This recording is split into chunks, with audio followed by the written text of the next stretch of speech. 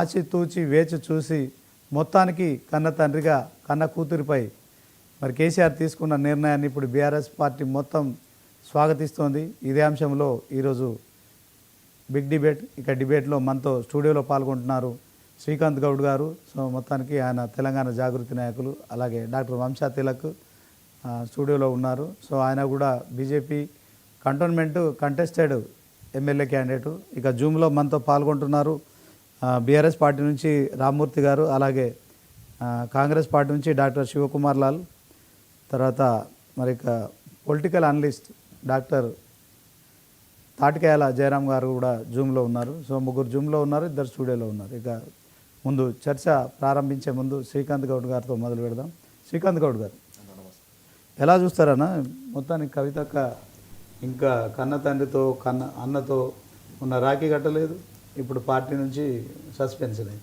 ఇక కల్వకుంట్ల కుటుంబానికి ఆమె ఇంటి పేరు పెట్టుకొని ఇప్పటికి ఇంకా కల్వకుంట్ల కవితగానే ఆమె చలామణి. వాస్తవానికి మన సాంప్రదాయంలో పెళ్ళైన తర్వాత అత్తగారి ఇంటి పేరు, కానీ ఇప్పటికీ ఆమె కల్వకుంట్ల కవిత. బికాజ్ ఆఫ్ ఆమె ఒక షేడ్ ఆఫ్ కేసీఆర్ అనుకోవచ్చు, ఒక నీడ కేసీఆర్ను ఫాలో అవుతూ కేసీఆర్తో పెరిగిన, దాంతో అమెరికాలో ఉద్యోగం వదిలేసి 2006 సంవత్సరంలో రావడం కావచ్చు. సో ఇక పార్టీలో ఆమె chapter close. At the same time మరి ఆ కుటుంబంతో కూడా అయిపోయినట్టేనా, బంధాలు దిగిపోయినట్టేనా? కుటుంబ బంధాలు అనేటువంటి వేరు, రాజకీయ బంధాలు వేరే అనేటువంటి నేను ఈ సందర్భంగా తెలియజేస్తానన్న. ముందుగా 99 సంబంధించిన ప్రేక్షకులందరూ కూడా తెలంగాణ సమాజానికి తెలంగాణ జాగృతి తరపున తెలంగాణ ఉద్యమాభినందనలు తెలియజేస్తున్నా. ఏంటంటే మొన్న జరిగినటువంటి ఎపిసోడ్ ఏదైతే ఉందో తెలంగాణ జాగృతి ఒక పతాక శీర్షికలో ఈ తెలంగాణ జాగృతి అనేటువంటిది బీఆర్ఎస్ పార్టీ ఒక శరీరం లాగా ఉంటే, బీఆర్ఎస్ పార్టీ ఒక శరీరం లాగా ఉంటే, బీఆర్ఎస్ పార్టీకి ఒక ఆత్మలాగా పనిచేసినటువంటి సంస్థ తెలంగాణ జాగృతి. సుమారు 19 సంవత్సరాలు మా సుదీర్ఘమైనటువంటి ప్రయాణాన్ని తెలంగాణ సమాజం కోసం మేము అంకితం చేసినాం. కవిత గారికి ఉన్నతమైనటువంటి ఉద్యోగం అమెరికాలో ఉన్నప్పటికీ కూడా దాన్ని కూడా త్యజించి తెలంగాణ సమాజం కోసం వచ్చిళ్ళు. 2006లో మీరు అన్నట్టుగా జయశంకర్ సార్ యొక్క ఆశయాలతోని, కేసీఆర్ గారి యొక్క స్ఫూర్తితో ఏర్పడినటువంటి తెలంగాణ జాగృతి సంస్థ 2006 నుంచి వెళ్ళి 2014 వరకు సుదీర్ఘంగా తాను తెలంగాణ సమాజంలో జరుగుతున్నటువంటి పీడనకు గురవుతున్నటువంటి వర్గాల గురించి ఆమె ఆకలింపు చేసుకునే విధంగా 1,00,000 కిలోమీటర్ల పాదయాత్ర చేసి తెలంగాణ సమాజాన్ని కేసీఆర్ ఏ విధంగానైతే ఆకలింపు చేసుకున్నాడో ఆ విధంగా తెలంగాణ సమాజం గురించి మొదటి నుంచి పనిచేసినటువంటి వ్యక్తి దిశాలి శ్రీమతి కవిత గారు. అట్లాంటి వ్యక్తి మేము ఏమంటున్నామన్నా, మేము మొదటి నుంచి మా వర్షన్ ఏంటిది, బీఆర్ఎస్ పార్టీకి వ్యతిరేకంగా మేము ఎక్కడ పోలే. మేము వ్యక్తులు ఎవరైతే పార్టీకి నష్టం చేస్తున్నారో, వ్యక్తులు ఎవరైతే పార్టీని ప్రభావితం చేస్తున్నారో, సగటు కార్యకర్తలు అనేటువంటి వాళ్ళను కేసీఆర్ గారి దగ్గరికి యాక్సెస్ లేకుండా ఎవరైతే చేస్తున్నారో అట్లాంటి శక్తులు ఎవరైతే ఉన్నారో వాళ్ళు ఇలా బయటికి రావాలి, అట్లాంటి కొవ్వొట్టులు బయటికి రావాలని కవిత గారు కోరిళ్ళు. ఇది పార్టీ మేలు కోరినటువంటి సందర్భమా, పార్టీ కీడు కోరినటువంటి సందర్భం? ఇలా బీఆర్ఎస్ పార్టీ ఆత్మవిమర్శ చేసుకోవాల్సినటువంటి అవసరం ఉన్నది. మరొక అంశం ఏం చెప్తున్నది కవిత గారు, క్లియర్గా అమెరికాకు పోయే ముందు ఫస్ట్ తన సంబంధించిన పెద్ద కుమారునికి సంబంధించినటువంటి ఏదైతే అక్కడ జరిగినటువంటి సెరమనీకి పోయే ముందు కూడా నా పైన కుట్రలు జరుగుతున్నాయని చెప్పేసి తెలంగాణ భవన్ వేదికగా ప్రెస్ మీట్ పెట్టి చాలా భావోద్వేగంతో మాట్లాడిపోయిళ్ళు. ఆ విషయంలో బీఆర్ఎస్ పార్టీ ఎందుకు ఒక స్టాండ్ తీసుకోలేదు, ఎందుకు ఈ విధంగా జరుగుతుంది ఒక నాయకురాలికి అనేటువంటి స్టాండ్ మీరు తీసుకొని ఆ రోజే మీరు ఆత్మవిమర్శ చేసుకుంటే ఆ దొంగలు మీకు దొరికేవాళ్ళు కదా. ఆమె రాసినటువంటి లేఖ లీక్ అయ్యిందని చెప్పేసి భవన్ వేదిక పెట్టినటువంటి ప్రెస్ మీట్లో ఆ రోజు చెప్పడం జరిగింది. చెప్పిన తర్వాత అమెరికా పర్యటన ముగించుకొని వచ్చేంత లోపల ఒక టీవీ స్క్రీన్ పైన ఆ లేఖ సంబంధించినటువంటిది డిస్ప్లే అవుతుందని అంటే ఏ విధంగా కుట్రలు జరుగుతున్నాయటువంటిది ఒకటి మీరు ఆత్మవిమర్శ చేసుకోవాల్సిన అవసరం ఉన్నది. ఇవాళ ఫామ్ హౌస్లో కేసీఆర్ గారు సగం ఇడ్లీ తిన్నారా, ఏం తింటున్నారు, ఏం చేస్తున్నారు అనేటువంటి అంశాలు కూడా బయటకు వస్తున్నాయి. ఇలా పార్టీలో కన్న కూతురికే నాకు ఆత్మరక్షణ లేకుండా పోయింది.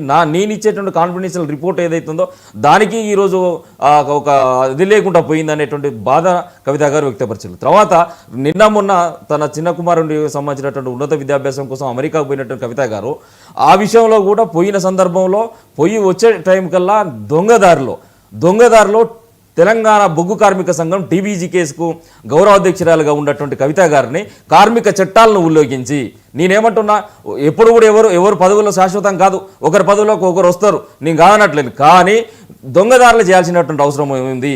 అమెరికాలో ఉన్నప్పుడు, ఊర్లో లేనప్పుడు, తెలంగాణలో లేనప్పుడు కవిత గారిని తొలగించాల్సినటువంటి అవసరం పార్టీకి ఏమొచ్చే, అంత తక్షణమైనటువంటి ఇబ్బంది ఏమొచ్చే?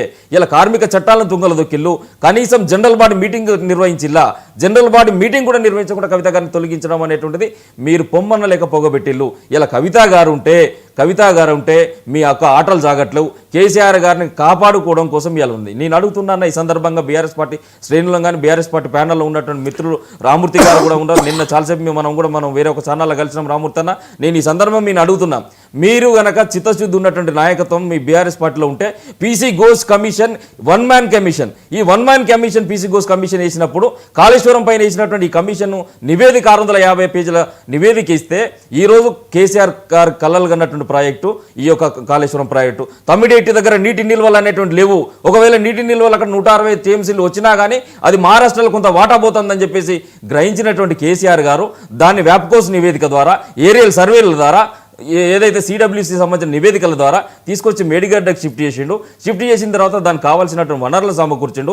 కాళేశ్వరం కార్పొరేషన్ లిమిటెడ్ను ఏర్పాటు చేసిండు. సెంట్రల్ గవర్నమెంట్ ఆర్ఈసీ లాంటి సంస్థలు కూడా దానికి ఎన్ఓసి ఇచ్చినటువంటి పరిస్థితి ఉంది, A+ గ్రేడ్ ఇచ్చినటువంటి పరిస్థితి ఉంది. ఇంత అద్భుతంగా కాళేశ్వరం ప్రాజెక్టు నిర్మాణంలో కేసీఆర్ గారు భాగస్వామ్యం అయితే ఆ శాఖకు ఇరిగేషన్ మంత్రిగా పనిచేసినటువంటి వ్యక్తి అవినీతి చేసిందనేటువంటిది ఈరోజు ప్రధానమైనటువంటి ఆరోపణ. ఇవాళ కేసీఆర్ గారు లాంటి మహోన్నత శిఖరం, ఒక హిమాలయ పర్వతం లాంటి వ్యక్తి, ఈ తండ్రి లాంటి పాత్ర పోషించి తెలంగాణ స్వరాష్ట్రాన్ని సాధించినటువంటి వ్యక్తి పైన ఈ వయసులో అవినీతి సంబంధించిన మచ్చ వస్తే కేసీఆర్ గారిని తెలంగాణ సమాజం కానీ భారతదేశంలో ఉండబట్టిన రాజకీయాలు కానీ ఏ విధంగా చూస్తారు అనేటువంటిది ఇలా మీకు మీరు ప్రశ్నించుకోవాల్సినటువంటి అవసరం ఉన్నది. ఓకే శ్రీకాంత్ గారు, ఇప్పుడు మీరు ఒక మాట అన్నారు, ఇది బీఆర్ఎస్ పార్టీ శరీరం అయితే మీ జాగృతి ఆత్మ అన్నారు. సో శరీరం నుంచి ఆత్మ వేరైపోయింది అంటే ఇంకా కవిత గారు అన్నట్టు తొక్కలో పార్టీ ఉంటే ఎంత పోతే ఎంత, ఇలాంటి కామెంట్స్ అంటే పార్టీ ఉంటే